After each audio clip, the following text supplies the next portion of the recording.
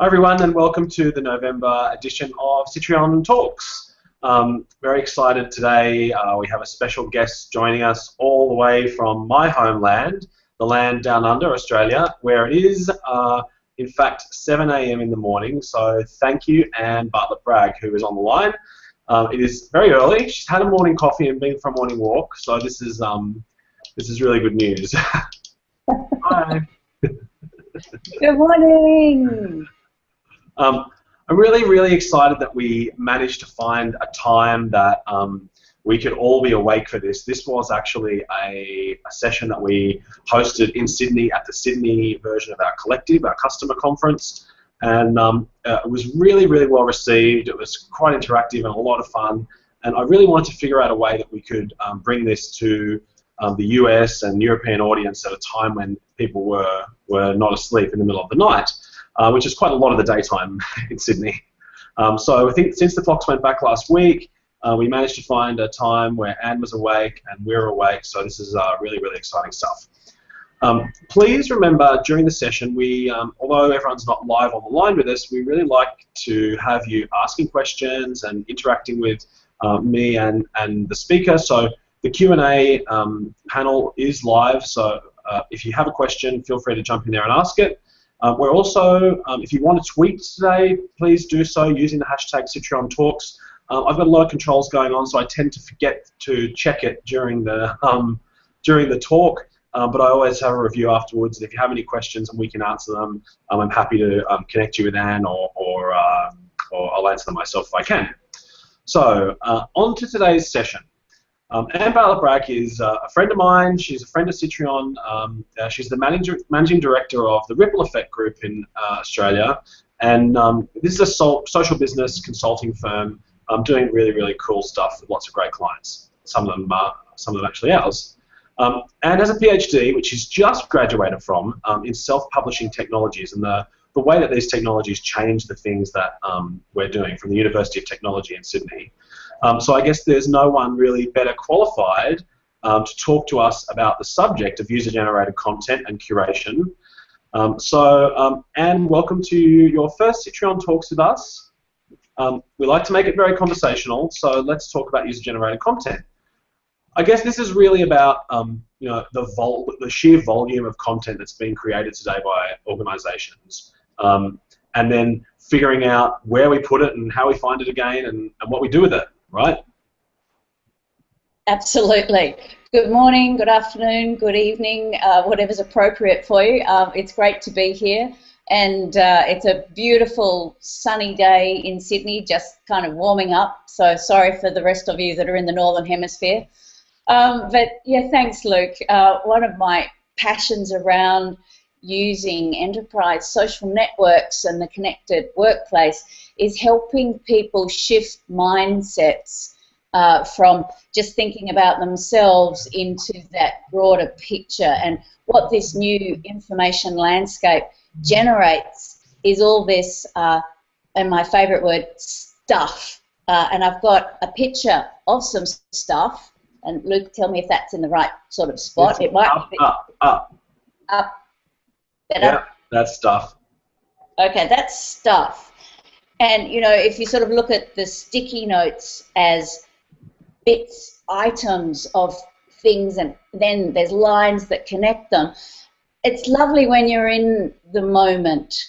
But then someone says, oh, yeah, we talked about that, and it was in that conversation on the network back there.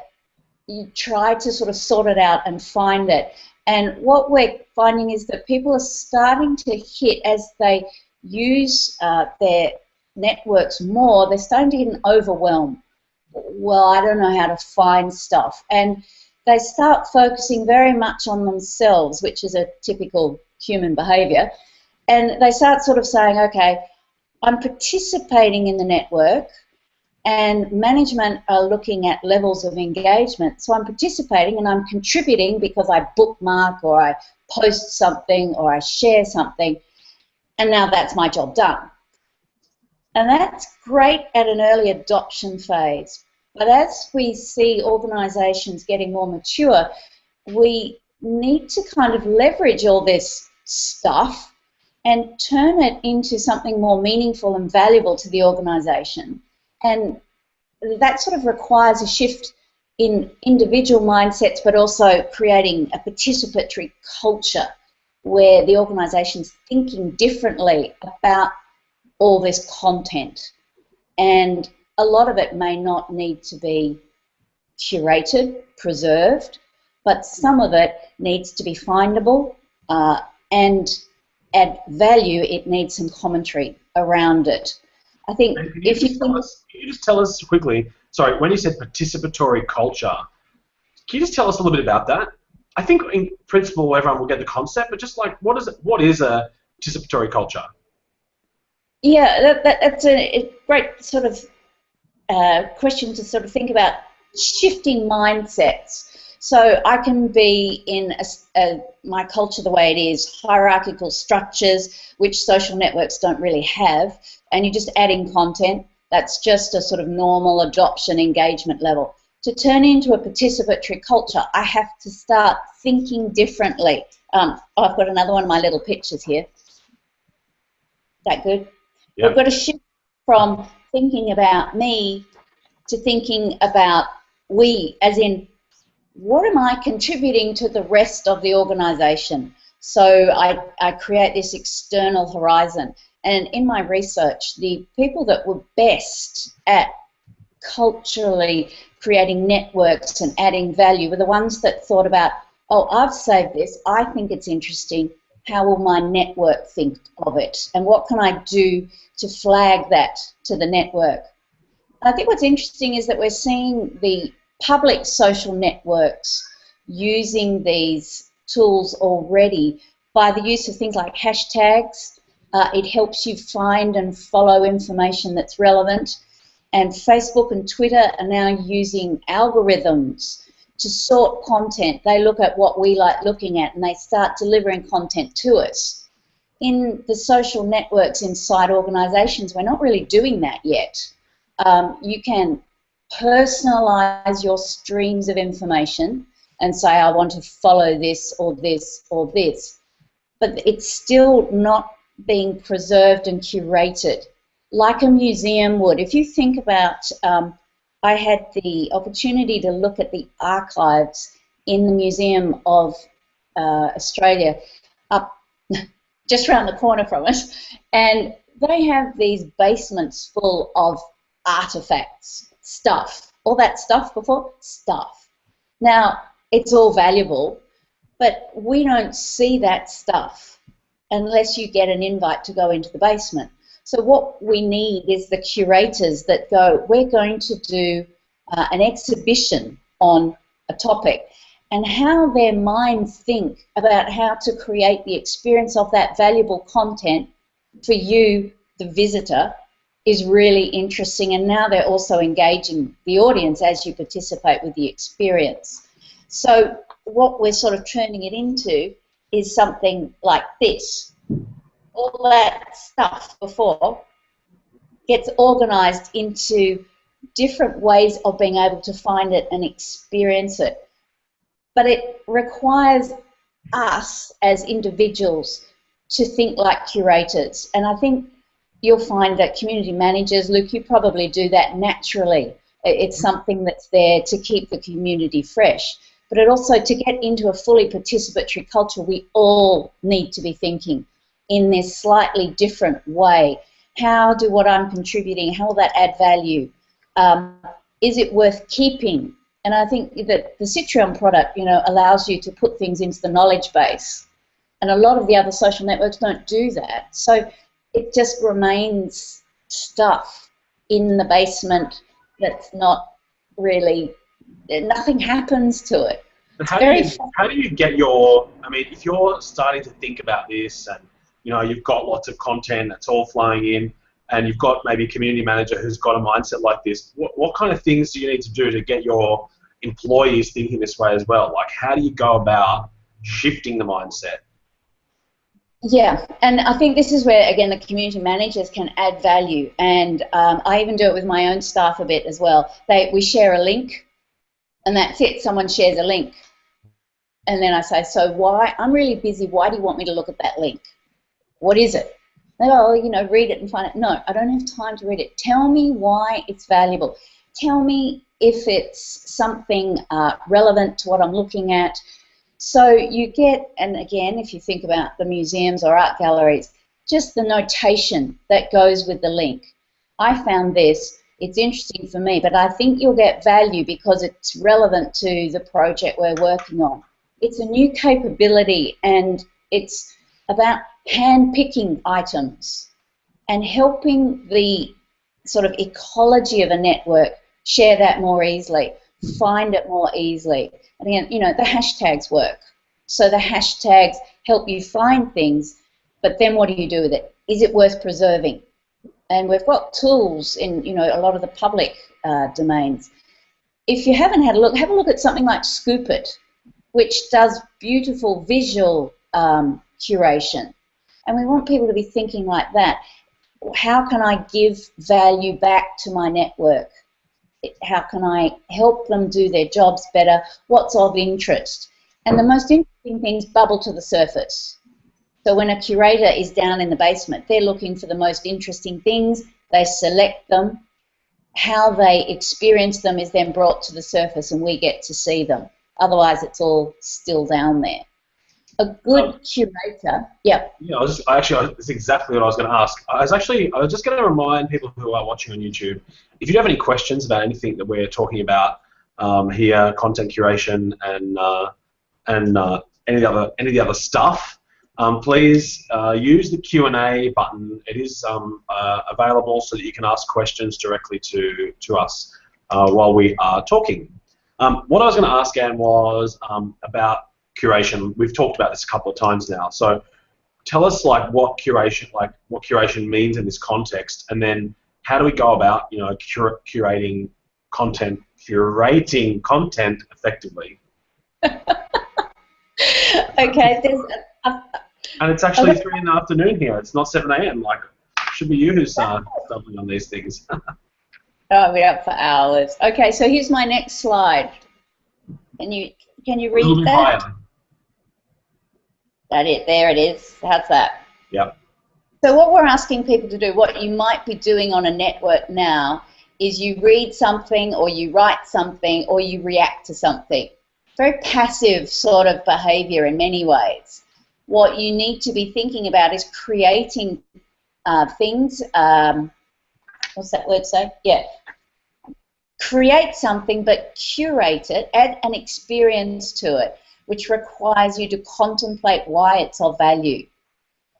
If it's just a conversation and it's a sort of streamed conversation, that may not be of value, but if you are adding content, bookmarks or files, tell people why it's relevant.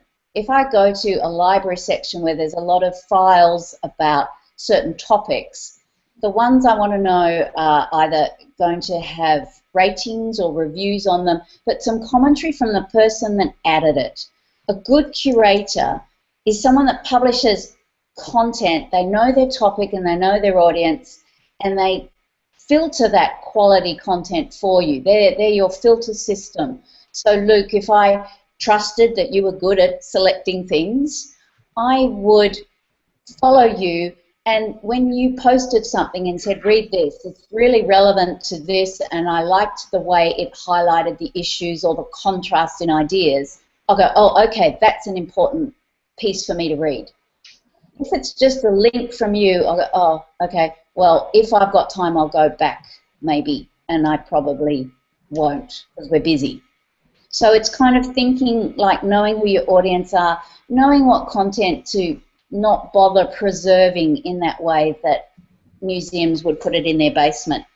But it's about value. It's just so important to add your perspective or comment to content that you think's of value.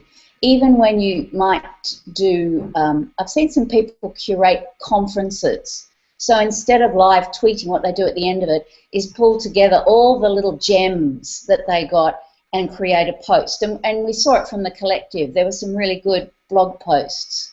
Somebody has put the effort into that and pulled it together for us. That's a curating mindset. They're doing it partially from themselves, but they're looking at their audience and saying, what value could they add? Oh, yay!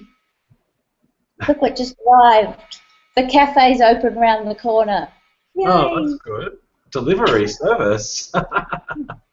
Room service. I love it. You know, I think we see this concept of curation, you know, absolutely in those who are active in social media. You know, I follow people who I know are going to curate content for me based on the things that I'm interested in. So you're kind of saying that internally we're going to have a similar system apply. Is there going to be sort of some value, you know, a value, or even like maybe a role is going to form around the curation of content? Is beyond the community manager? Is this like the next evolution of the community manager? I don't know. What's inside the crystal ball for this? Yeah, it's a really interesting question. We had quite a debate, if you remember, at the collective in Sydney about this. You know, whose role is it? And some people will sort of gravitate towards the traditional knowledge manager. But we're not trying to structure things in that traditional KM way with hashtags. Sorry, that's my dog having a drink. Oops. Sorry. If you could hear some strange background noises, that was the dog. Oh no, she's drinking again. It's probably started by the community manager, but it is going to require everybody. This is going to be, and oh, that's good for my slide, that it is going to be one of our critical digital literacies in the future. This is a capability that we are going to need to start to educate all our staff in, because if it falls back to the community manager, you're going to spend a lot of time curating. Some people, as came through in my research, and it was about 60% to 70%, started to get it pretty early in their use of technologies and networks. Others, we really had to work, and about 2% never got it. They were waiting for people to feed them. They weren't prepared to give back, and that was that initial sort of step once you start thinking about others. But I don't think it's something we all have natively right now. I think this is something that we're going to model the behaviour. So Luke, you would model what it looks like, and then others will start to do it, really start to think about how they add value. It's practice, I think. Interestingly, you know, in the field of community management, we talk about the same. We talk about, you know, in the future of work, for use of no better term, that everyone's role will really take on this community management function. You'll need to have community management skills really to survive in the future workplace, because we're moving to a digital environment. Everything's going to be happening in online communities. We'll have communities forming around our work projects and our teams. And if you don't have those skills, then you may not know what it is you have to do. So maybe content curation fits into there. I was thinking before, like, I'm sure there's a lot of people who are saying, what about, like, you know, the taxonomy and understanding, like, where things are filed? Like, is that important? Should people be should enterprises be structuring the taxonomy or the filing cabinets for all this content for their staff, or does this happen organically? Do people just you know, like, make up the tags themselves and they fall into the right buckets? Exactly. I think the taxonomy is going to be hard to maintain as this amount of content that we're seeing is generated.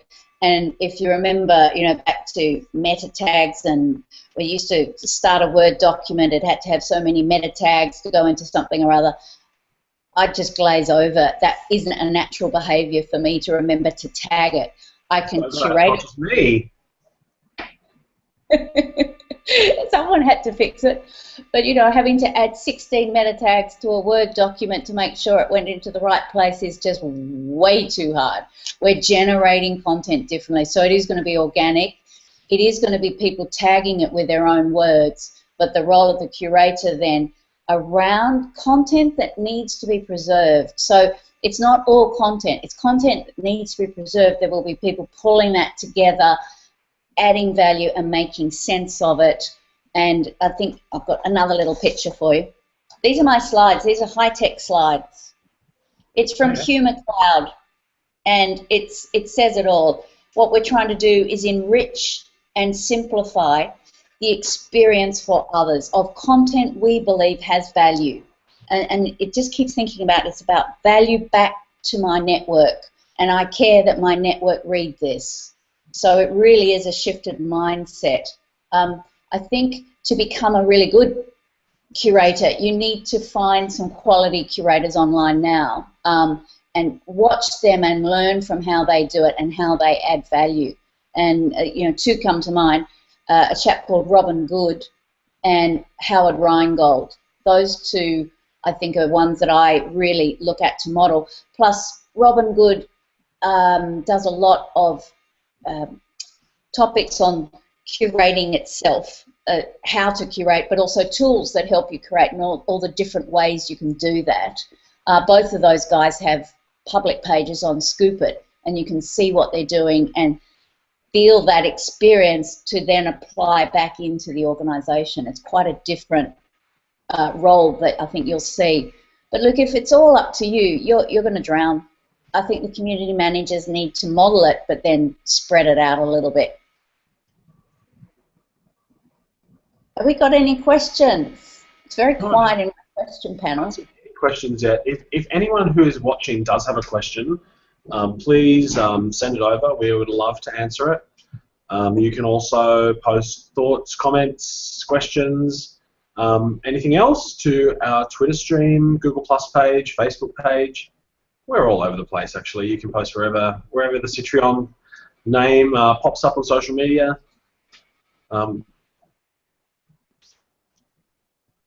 We don't have any questions as yet. You were talking about these couple of curators. You said Robin Good has a Scoop It page. What about the Howard Rheingold example? He's on Scoop It as well. Scoop It. And what are the like? Tell us more about these guys. Like curating what? Well, they've got different topics. Robin Good curates on curation, so that's a good place to start if you're trying to educate yourself about this process of curation and how it might apply to you and how to do it, plus the public tools that you could use.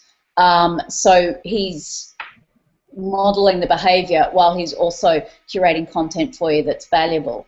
And again, here's one of my favorite little slides. I'm going to have to sort of... So essentially what you're doing is... Range. I can't see the bottom word. I know I'm going to have to move because it won't fit. Present. So you collect information, you filter it. Not everything that you read and share needs to be curated. You're evaluating what it's doing for your network, and then you're sort of organising and presenting it and giving it back to the network. If you follow those steps, you'll find that you're really thinking differently. It's a thought process, and it's not just okay, I've made a comment on somebody else's thing and now that's it. We're also seeing it being developed to enhance critical thinking, to enhance people's perspectives and get different opinions. So it's not just the single experience that you're having. You can add comments to that and comments, so you get some good peer conversations, peer reviews happening on content as well, and that gets quite interesting for those that have got to sort of share those more meaningful, deeper conversations. That's quite a sophisticated level, but they're starting to use this as a critical skill in schools and in the universities to teach people how to think critically. So I think we'll see some of the younger ones coming up with this skill natively, right. And that's an interesting thing to keep in mind. Thinking about some of our customers, say our social Sitrion social customers, super savvy, have implemented social software for the enterprise, are working at adoption, engagement. What are some practical things that we should advise them to start thinking in this mindset? Like, what are the couple of things that they should do and start to talk about in their organizations? Well, I think that's a good point. The first step really is getting that adoption and engagement. So this is really the next level of progression as we go. If you ask people to do that too early, they're just figuring out how to contribute, they might become a little overwhelmed. This is too hard. So as you get to high levels of engagement and your adoption is settling down, it's a sort of given, this is the way we work, that's when we see this massive content appearing, and that's when it starts to get the sort of information overload. That's when, as the community manager in those early days, starts to gather those items, put them into the knowledge base, even once a week, share items that have happened this week on the network. Here's some pieces I've selected that are of value. Think about the museum, think about the experience. And get people to even say, well, that's really valuable, but I don't think that one was. Start to get the audience involved, and they start to think like that.